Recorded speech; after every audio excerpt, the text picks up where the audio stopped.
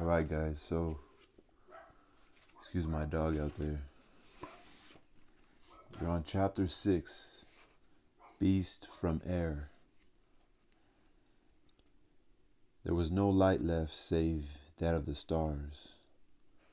When they had understood what made this ghostly noise and Percival was quiet again, Ralph and Simon picked him up unhandedly and carried him to a shelter. Piggy hung about near for all his brave words, and the three bigger boys went together to the next shelter. They lay restlessly and noisily among the dry leaves, watching the patch of stars that was the opening toward the lagoon. Sometimes a little one cried out from the other shelters, and once a big one spoke in the dark. Then they too fell asleep. A sliver of moon rose over the horizon, hardly large enough to make a path of light even when it sat right down on the water. But there were other lights in the sky that moved fast, winked, or went out, though not even a faint popping came down from the battle fought at 10 miles height. But a sign came down from the world of grown-ups, though at the time there was no child awake to read it. There was a sudden bright explosion and corkscrew trail across the sky, then darkness again and stars. There was a speck above the island, a figure dropping swiftly beneath the parachute, a figure that hung with dangling limbs. The changing winds of various altitudes took the figure where they would. Then 3 miles up, the wind steadied and bore it in a descending curve round the sky and swept it in a great slant across the reef and the lagoon toward the mountain. The figure fell and crumpled among the blue flowers of the mountainside, but now there was a gentle breeze at this height too, and the parachute flopped and banged and pulled. So the figure, with feet that dragged behind it, slid up the mountain, yard by yard, puff by puff. The breeze hauled the figure through the blue flowers, over the boulders and red stones, till it lay huddled among the shattered rocks of the mountain top. Here the breeze was fitful and allowed the strings of the parachute to tangle and festoon, and the figure sat, its helmeted head between its knees, held by a complication of lines. When the breeze blew, the lines would strain taut, and some accident of this lifted the head and chest upright so that the figure seemed to peer across the brow of the mountain. Then each time the wind dropped, the lines would slacken and the figure bow forward again, and sinking its head between its knees. So as the stars moved across the sky, the figure sat on the mountain top and bowed and sank and bowed again. In the darkness of early morning, there were noises by a rock a little way down the side of the mountain. 2 boys rode out a pile of brushwood and dead leaves, 2 dim shadows talking sleepily to each other. They were the twins on duty at the fire. In theory, one should have been asleep and one on watch, but they could never manage to do things sensibly if that meant acting independently, and since staying awake all night was impossible, they had both gone to sleep. Now they approached the darker smudge that had been the signal fire, yawning, rubbing their eyes, treading with practiced feet. When they reached it, they stopped yawning, and one ran quickly back for brushwood and leaves. The other knelt down. "I believe it's out." He fiddled with the sticks that were pushed into his hands. "No." He lay down and put his lips close to the smudge and blew softly. His face appeared lit redly. He stopped blowing for a moment. "Sam, give us tinderwood." Eric bent down and blew softly again till the patch was bright. Sam poked a piece of tinderwood into the hot spot, then a branch. The glow increased and the branch took fire. Sam piled on more branches. "Don't burn the lot," said Eric. "You're putting on too much." "Let's warm up." "We'll only have to fetch more wood." "I'm cold." "So am I. Besides, it's dark." "All right, then." Sorry about my dog. Eric squatted back and watched Sam make up the fire. He built a little tent of dead wood, and the fire was safely alight. That was near. He'd have been waxy, huh? For a few moments the twins watched the fire in silence, and Eric sniggered. Wasn't he waxy about the fire and the pig? Lucky he went for Jack instead of us, huh? Remember old Waxy at school? Boy, you are driving me slowly insane. The twins shared their identical laughter, then remembered the darkness and other things and glanced round uneasily. The flames, busy about the tent, drew their eyes back again. Eric watched the scurrying woodlice that were so frantically unable to avoid the flames, and thought of the first fire just down there on the steeper side of the mountain, where now was complete darkness. He did not like to remember it and looked away at the mountaintop. Warmth radiated now and beat pleasantly on them. Sam amused himself by fitting branches into the fire as closely as possible. Eric spread out his hands, searching for the distance at which the heat was just bearable. Idly looking beyond the fire, he resettled the scattered rocks from their flat shadows into daylight contours. Just there was the big rock and the 3 stones there that split rock, and there beyond was a gap. Just there. Sam. Huh. Nothing. The flames were mastering the branches, the bark was curling and falling away, the wood exploding. The tent fell inwards and flung a wide circle of light over the mountaintop. Sam. Huh. Sam. Sam looked at Eric irritably. The intensity of Eric's gaze made the direction in which he looked terrible, for Sam had his back to it. He scrambled round the fire, squatted by Eric, and looked to see. They became motionless, gripped in each other's arms. 4 unwinking eyes aimed and 2 mouths open. Far beneath them, the trees of the forest sighed, then roared. The hair on their foreheads fluttered and flames blew out sideways from the fire. 15 yards away from them came the plopping noise of fabric blown open. Neither of the boys screamed, but the grip of their arms tightened and their mouths grew peaked. For perhaps 10 seconds they crouched like that, while the flailing fire sent smoke and sparks and waves of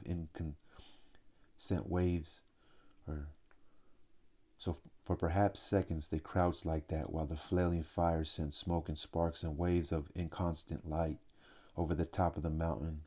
Then, as though they had but one terrified mind between them, they scrambled away over the rocks and fled. Ralph was dreaming. He had fallen asleep after what seemed hours of tossing and turning noisily among the dry leaves. Even the sounds of nightmare from the other shelters no longer reached him, for he was back to where he came from, feeding the ponies and sugar over the garden wall, or feeding the ponies with sugar over the garden wall. Then someone was shaking his arm, telling him that it was time for tea. Ralph, wake up. The leaves were roaring like the sea. Ralph, wake up. What's the matter? We saw the beast. Plain. Who are you, the twins? We saw the beast. Quiet, Piggy. The leaves were roaring still. Piggy bumped into him, and a twin grabbed him as he made for the oblong of paling stars. You can't go out. It's horrible. Piggy, where are the spears? I can hear the... Quiet then. Lie still. They lay there listening, at first with doubt, but then with terror to the description the twins breathed at them between bouts of extreme silence. Soon the darkness was full of claws, full of the awful unknown and menace. An interminable dawn faded the stars out, and at last light, sad and gray, filtered into the shelter. They began to stir, though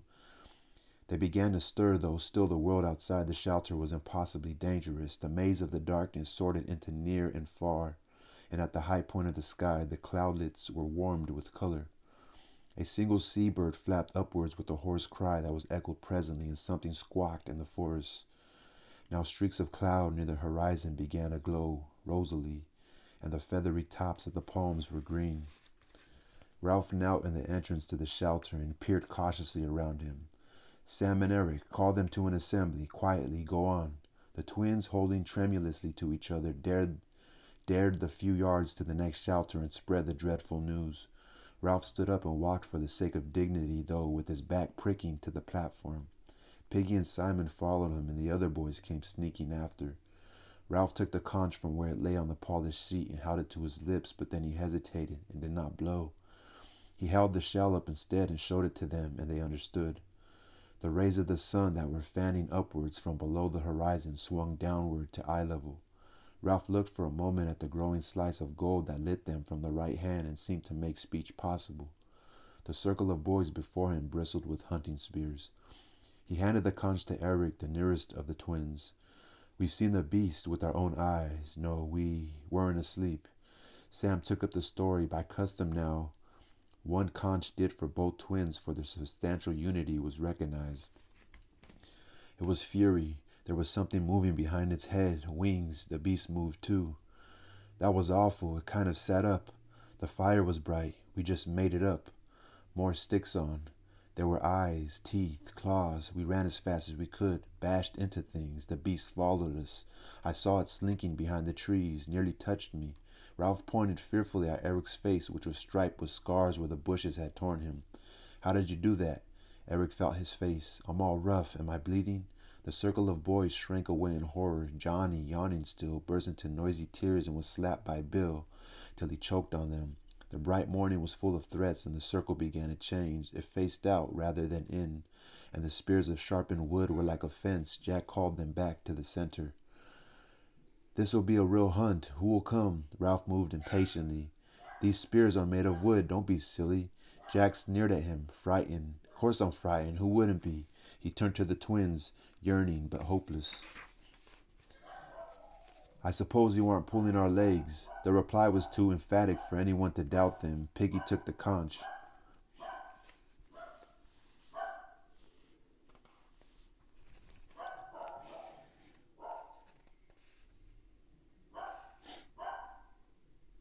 It's kind of too loud, right? Give me 1 second.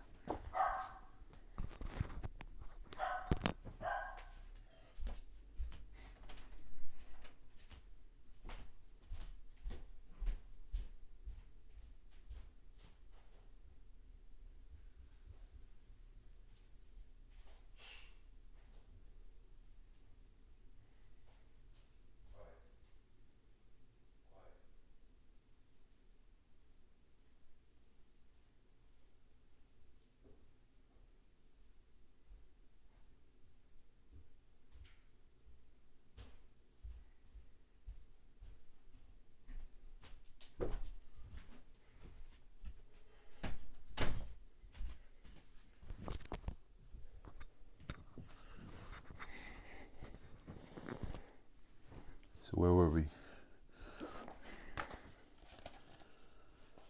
I start from the beginning of this page. I suppose you aren't pulling our legs. The reply was too emphatic for anyone to doubt them. Piggy took the conch. Couldn't we kind of stay here? Maybe the beast won't come near us. But for the sense of something watching them, Ralph would have shouted at him. Stay here and be cramped into this bit of the island, always on the lookout? How should we get our food, and what about the fire? Let's be moving, said Jack relentlessly. We're wasting time. No, we're not. What about the little ones? Sucks to the little ones. Someone's got to look after them. Nobody has so far. There was no need. Now there is. Piggy'll look after them. That's right. Keep Piggy out of danger. Have some sense. What can Piggy do with only one eye? The rest of the boys were looking from Jack to Ralph curiously. And another thing, you can't have an ordinary hunt because the beast doesn't have tracks. If it did, you'd have seen them. For all we know, the beast may swing through the trees. Like what's its name? They nodded. So we've got to think. Piggy took off his damaged glasses and cleaned the remaining lens. How about us, Ralph? You haven't got the conch. Here. I mean, how about us? Suppose the beast comes when you're all away. I can't see proper, and if I get scared... Jack broke in contemptuously. You're always scared. I got the conch. Conch, conch, shouted Jack. We don't need the conch anymore. We know who ought to say things. What good did Simon do speaking, or Bill, or Walter? It's time some people knew they've got to keep quiet and leave deciding things to the rest of us. Ralph could no longer ignore his speech. The blood was hot in his cheeks. You haven't got the conch, he said. Sit down. Jack's face went so white that the freckles showed as clear brown freckles. Showed as clear as brown flecks. He licked his lips and remained standing. This is a hunter's job. The rest of the boys watched intently. Piggy, finding himself uncomfortably embroiled, slid the conch to Ralph's knees and sat down. The silence grew oppressive, and Piggy held his breath. This is more than a hunter's job, said Ralph at last, because you can't track the beast. And don't you want to be rescued? He turned to the assembly. Don't you all want to be rescued? He looked back at Jack. I said before, the fire is the main thing. Now the fire must be out. The old exasperation saved him and gave him the energy to attack. Hasn't anyone got any sense? We've got to relight that fire. You never thought of that, Jack, did you? Or don't any of you want to be rescued? Yes, they wanted to be rescued. There was no doubt about that. And with a violent swing to Ralph's side, the crisis passed. Piggy let out his breath with a gasp, reached for it again, and failed. He lay against the log, his mouth gaping, blue shadows creeping round his lips. Nobody minded him. Now think, Jack, is there anywhere on the island you haven't been? Unwillingly, Jack answered. There's only, but of course, you remember, the tail end part, where the rocks are all piled up. I've been near there. The rock makes a sort of bridge. There's only one way up. And the thing might live there. All the assembly talked at once. Quiet, all right? That's where we'll look. If the beast isn't there, we'll go up the mountain and look and light the fire. Let's go. We'll eat first, then go, Ralph paused. We better take spears. After they had eaten, Ralph and the big uns set out along the beach. They left Piggy propped up on the platform.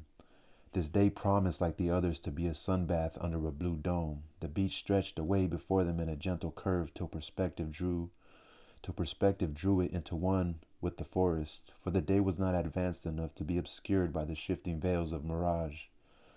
Under Ralph's direction, they picked up a careful way along the palm terrace, rather than dare the hot sand by the water.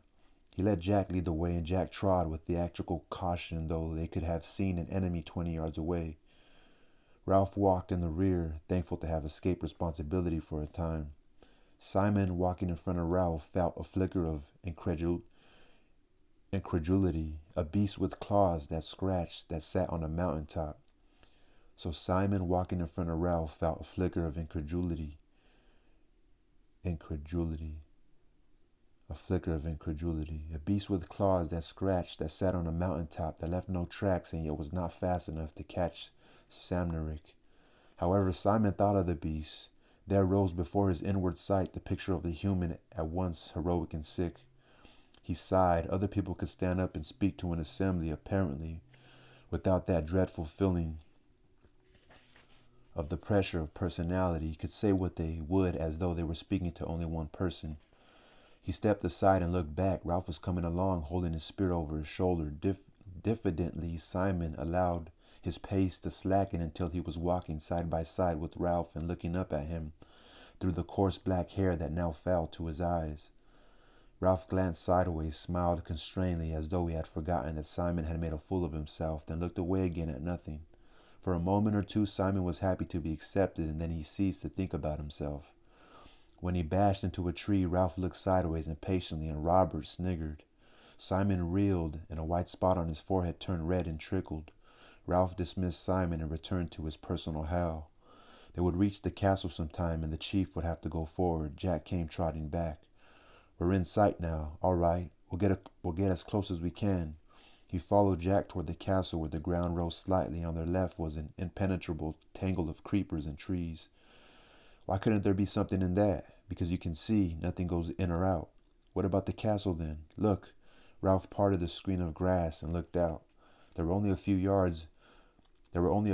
more yards of stony ground, and then the two sides of the island came almost together so that one expected a peak of headland. But instead of this, a narrow ledge of rock, a few yards wide and perhaps 15 long, continued the island out into the sea. There lay another of those pieces of pink squareness that underlaid the structure of the island. This side of the castle, perhaps 100 feet high, was the pink bastion they had seen from the mountaintop. The rock of the cliff was split and the top littered with great lumps that seemed to totter. Behind Ralph, the tall grass had filled with silent hunters. Ralph looked at Jack. You're a hunter. Jack went red. I know. All right. Something deep in Ralph spoke for him. I'm chief. I'll go. Don't argue. He turned to the others. You hide here. Wait for me. He found his voice tended either to disappear or to come out too loud. He looked at Jack. Do you think? Jack muttered. I've been all over. It must be here. I see. Simon mumbled confusedly. I don't believe in the beast. Ralph answered him politely, as if agreeing about the weather. No, I suppose not. His mouth was tight and pale. He put back his hair very slowly. Well, so long. He forced his feet to move until they had carried him out onto the neck of land. He was surrounded on all sides by chasms of empty air. There was nowhere to hide, even if one did not have to go on. He paused on the narrow neck and looked down. Soon, in a matter of centuries, the sea would make an island of the castle. On the right hand was the lagoon, troubled by open sea, and on the left, Ralph shuddered. The lagoon had protected them from the Pacific, and for some reason only Jack had gone right down to the water on the other side.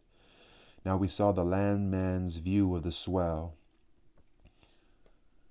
Now he saw the landsman's view of the swell, and it seemed like the breathing of some stupendous creature. Slowly the water sank among the rocks, revealing pink tables of granite, strange growths of coral, polyp, and weed.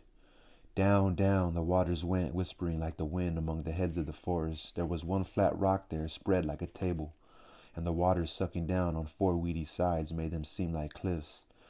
Then the sleeping